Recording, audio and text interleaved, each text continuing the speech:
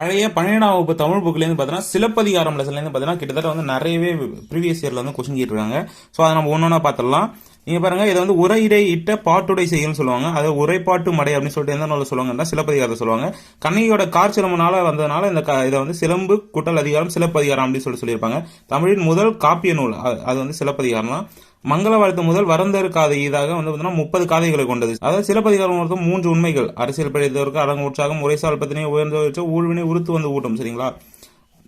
இவரோட காலம் வந்து கிபி 2ஆம் நூற்றாண்டு. இந்த சிலப்பதிகாரத்தை பார்த்தீங்கன்னா 3 பேர் வந்து உரை எழுதியிருப்பாங்க. அரும்பத உரைகாரர், வெறும் அரும்பதங்களுக்கு மட்டும் உரை எழுதிய அரும்பத உரைகாரர். அடியாருக்கு நல்லா வந்து பார்த்தீங்கன்னா நூல் முழுமைக்கும் எழுதிப்பாரு. ஆனால் வந்து கிடைச்சிருக்காது. ஆனால் வந்து நூல் முழுமைக்கும் இப்போ இருக்கிற உரை பார்த்தீங்கன்னா நாமு வேங்கடசாமி நாட்டாரோட உரை தான் வந்து முழுசாவுமே இருக்கும். சரிங்களா? சீத்தலை சாத்தனார் பார்த்தீங்கன்னா இளங்கோடிகள் வந்து முடிகிழி வேந்தர் மூவருக்கும் உரியதுன்னு சொல்லியிருப்பாரு. அடிகள் நீரே அருளுக அப்படின்ற மாதிரி சொல்லியிருப்பாரு. அதனால வந்து இளங்கோடிகள் என்ன பண்ணியிருப்பாரு பார்த்தீங்கன்னா நாட்டுதும் யாமூர் பாட்டுடை செய்யல் அப்படின்னு சொல்லிட்டு சிலப்பதிகாரத்தை வந்து ஏற்றிருப்பாரு. சரிங்களா? பாரதியார் பார்த்தீங்கன்னா சிலப்பதிகாரத்துக்கு வந்து நிறைய மேற்கோள் சொல்லியிருப்பாரு. நெஞ்சலும் சிலம்பு அப்படின்னு சொல்லிட்டு பாரதியார் வந்து கூறியிருப்பாரு. அதே மாதிரி வந்து தேனிலே உரிய செந்தமிழின் சுவைதேறும் சிலப்பதிகாரம் அப்படின்னு சொல்லிட்டு கவிமணி தேசிய விநாயகன் சொல்லியிருப்பாரு. இது எல்லாமே பார்த்தீங்கன்னா ப்ரீவியஸ் இயர்ல கேட்ட கொஸ்டின் தான். சரிங்களா?